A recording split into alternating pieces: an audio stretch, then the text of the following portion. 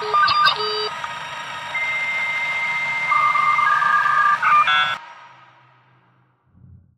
इस चैनल में dark web के ऐसे केसेस डिस्कस करे हैं which included human trafficking, organ trafficking, murders and many more stuff जिसे कि तुम कभी इमेजिन भी नहीं कर सकते हो।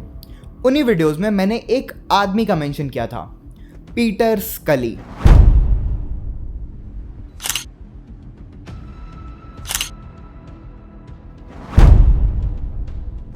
He was known as the Snuff Lord and he made an empire worth $1 billion. जिस तरह की वीडियोस वो बनाता था, उन्हें बेचता था एंड जिस तरह का कंटेंट उन वीडियोस में होता था, अगर तुम लोगों ने वो वीडियोस देख ली या उनके बारे में सुन भी लिया तो इतना मैं गारंटी के साथ कह सकता हूँ कि तुम लोगों का इंसानियत पर से विश्वास उठ जाएगा, तुम लोगों का दिमाग ख़राब हो जाएगा। आज की वीडियो में मैं तुम्हें पीटर स्कली की स्टोरी बताने वाला हूँ and why he was called the most disturbed man on the planet.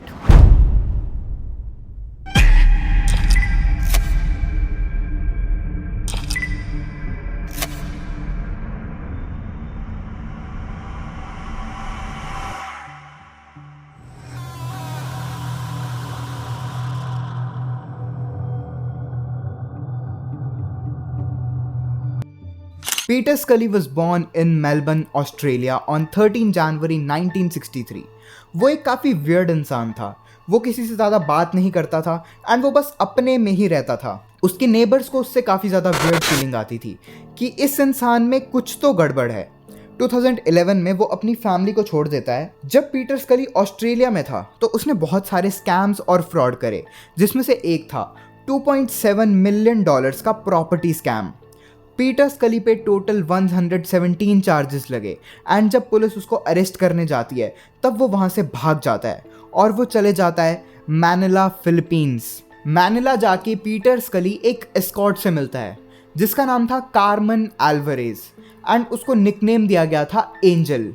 Carmen पहले पीटर को बेसिक सर्विसेज ही देती थी, लेकिन पीटर एक बहुत ज़्यादा मैनिपुलेटिव इंसान था। वो कार्मेन को फिजिकली और टॉर्चर करता था। वो कार्मेन को अलग अलग डिस्टर्बिंग एक्टिविटीज़ में इन्वॉल्व करता था। कार्मेन के साथ ऐसी ऐसी चीज़ें करता था जो तुम कभी इमेजिन भी नहीं कर सकते। और वो ये सब इसलिए करता था क्योंकि वो कार्मेन को अपना स्लेव बनाना चाहता था। पीटर ने मैनिला जाके काफ़ी सारे स्लेव्स बनाए एंड उनमें से ही एक थी कार्मेन। पीटर ने एंजल को इतना ज़्यादा मेंटली ब्रेक कर दिया था कि जो भी पीटर कार्मेन को करने को बोलता था वो सब चुपचाप कर लेती थी। कुछ टाइम बाद पीटर ने एक और प्रोस्टिट्यूट को बुलाया जिसका नाम था लिजेल मार्गोलो एंड उसको निकनेम दिया गया लवली। तो ये दोनों स्लेव्स थी, एंजल और लवली, जो पीटर ने अपने साथ रखी थी एंड जो भी पीटर कहता था वो दोनों वो चुपचाप कर लेती थी। एक दिन Peter came up with an idea कि उनको मैला बे शिफ्ट हो जाना चाहिए। पीटर के माइंड में ये था कि वो मैला बे जाके एक नया बिजनेस स्टार्ट करने वाला है, लेकिन एंजल और लवली को कोई भी आइडिया नहीं था कि वो बिजनेस क्या होने वाला है। ये तीनों फिल्म्स बनाने वाले थे जो कि एक स्पेसिफिक जॉनर में आती है जिसको कहते हैं हर्टकोर।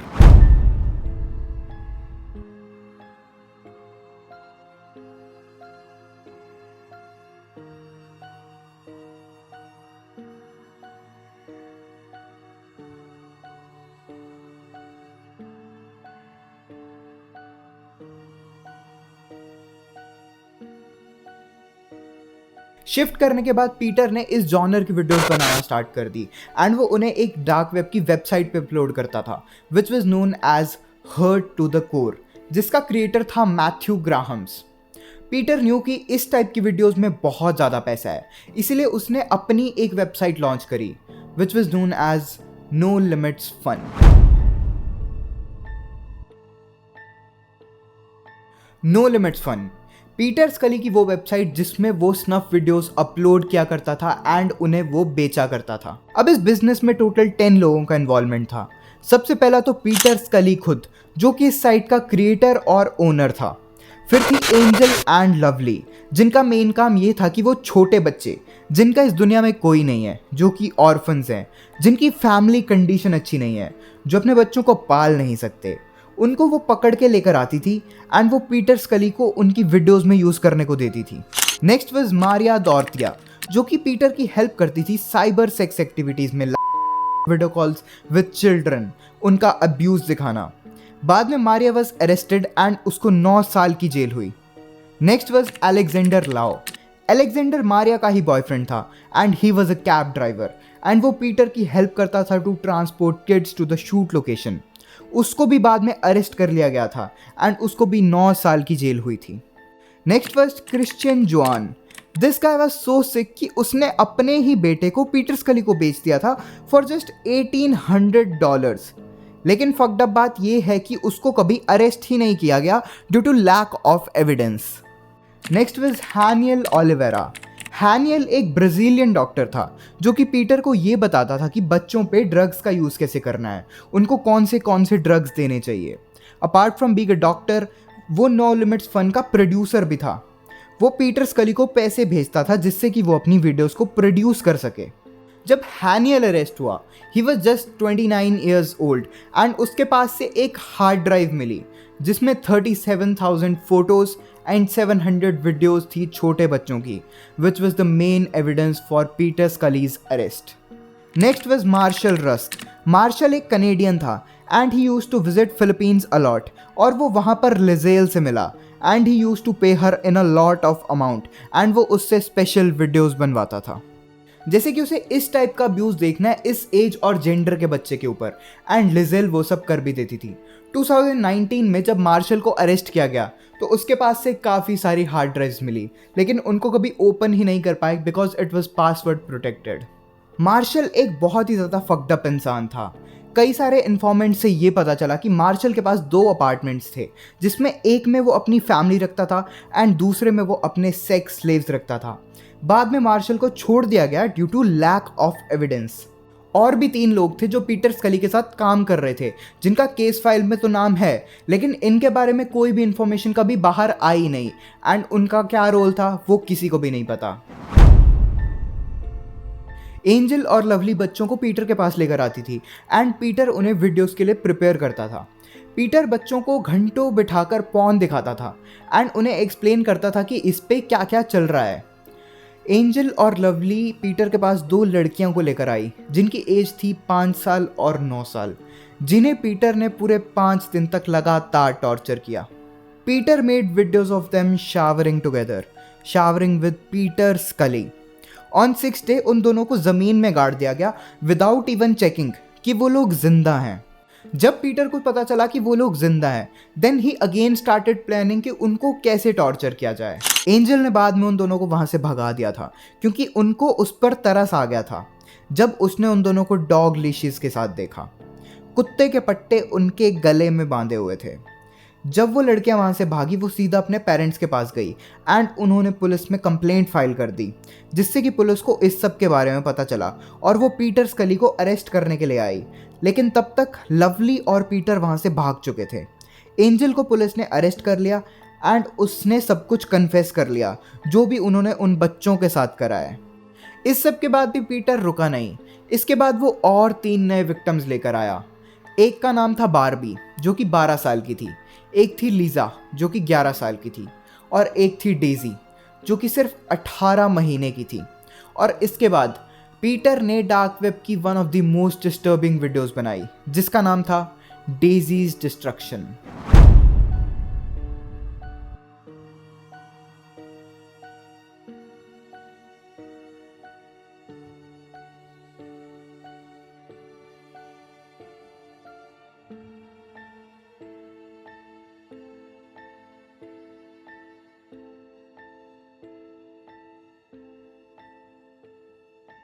स्टार्टिंग में बारबी जो सबसे ओल्डेस्ट थी वो लीजा और डेजी को टॉर्चर किया करती थी, लेकिन इस वीडियो का मेन अब्यूज़र पीटर स्कली नहीं था, बल्कि इस वीडियो का मेन अब्यूज़र थी लवली। जो पीटर स्कली लवली को कैमरे के पीछे से करने को कहता था वो सब करती थी। जब ये वीडियो बन रही थी और डेजी के साथ टॉर्चर और अब्यूज़ हो रहा था, तब कई सारे लोग ऐसे भी थे जो इन वीडियोस को खरीद रहे थे और देख रहे थे। ऐसे लोग जिनको इन वीडियोस को देखकर प्लेजर मिलता था, एक सेटिस्फैक्शन मिलती थी।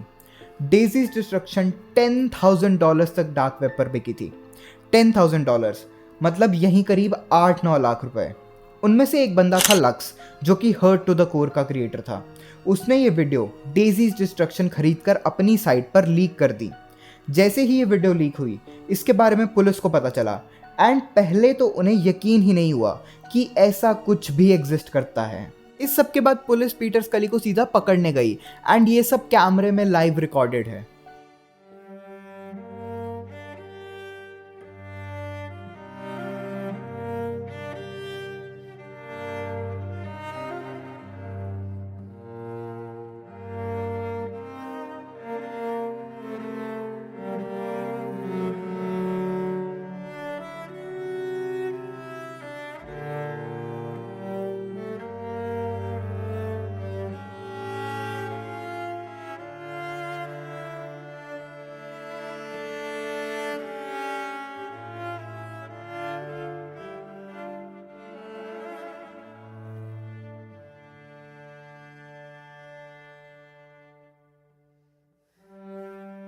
इस सब के बाद पीटर स्कली और लिजेल दोनों को अरेस्ट कर लिया गया, लेकिन शॉकिंग बात ये थी कि लिजेल को बाद में छोड़ दिया गया due to lack of evidence. I mean how is it possible? वो वीडियो में थी, उसने अपना क्राइम एक्सेप्ट करा था, लेकिन फिर भी उसको छोड़ दिया गया। पूरे 2 साल बाद 24 जनवरी 2017 को लिजेल को फिर से अरेस्ट किया गया विद प्रॉपर एविडेंस। लेकिन मेन क्वेश्चन ये था कि इन 2 सालों में लिजेल कहाँ थी और वो क्या कर रही थी। 2 साल से लिजेल गायब थी और वो पुलिस और सभी अथॉरिटीज से छुपी हुई थी एंड वो एक अलग नाम यूज कर रही थी, शैनन कार्पियो।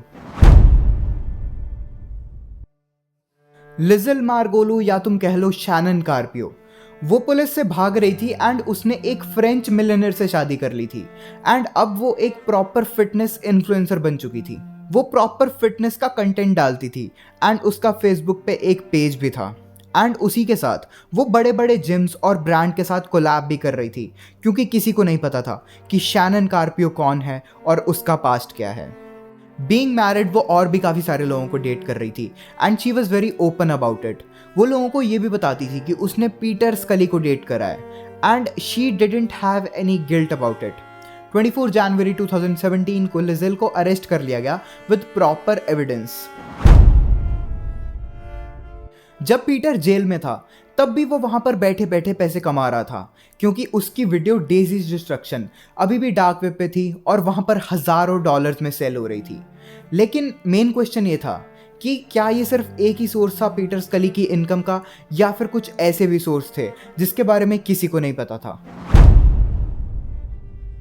टर्न्स आउट कि लिजेल मार्गोलो पीटर स्कली की वेबसाइट नो लिमिट्स फन के लिए अभी भी वीडियो बना रही थी एंड वो उन्हें डार्क वेब पे अपलोड करती थी एंड उसके विक्टिम्स 1 से लेकर 12 साल के बीच में होते थे and this was the another major reason कि पीटर स्कली अभी भी जेल में बैठे बैठे पैसे कमा रहा था। एंड एक रिपोर्ट में ये भी लिखा है कि पीटर भी इन मूवीज में इन्वॉल्व था and he was regularly connected with Liesel through Facebook, Skype and WhatsApp.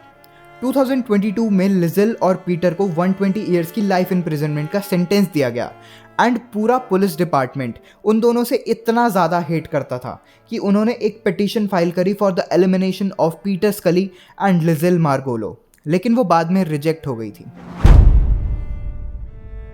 अब ये सब चीज़ें देखने और सुनने के बाद ऐसा लगता है कि हम कैसे कैसे लोगों के बीच में रहते हैं जिन्हें इंसान तो बिल्कुल नहीं कह सकते, और जो लोग ये वीडियोस को देखते हैं वो कितने सिक माइंडेड हैं।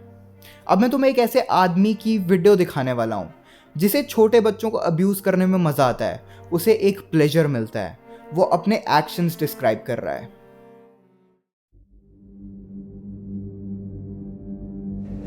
After about 2 years of molesting my son and all the pornography that I had been buying, renting, swapping, where I was putting a large Ziploc bag over his head and taping it around his neck with black duct tape or black electrical tape, and raping and molesting him at that point, to the point that he would turn blue, pass out. When I seen him pass out and change colors, that was very arousing and heightening to me, and I would rip the bag off his head, and then I'd jump up on his chest and I'd masturbate in his face and make him suck my penis while he was, as he started to come back awake, while he was coughing and choking, I would rape him in the mouth. I believe it would have been maybe as short as another month or two, and I would have actually killed him if I was not arrested.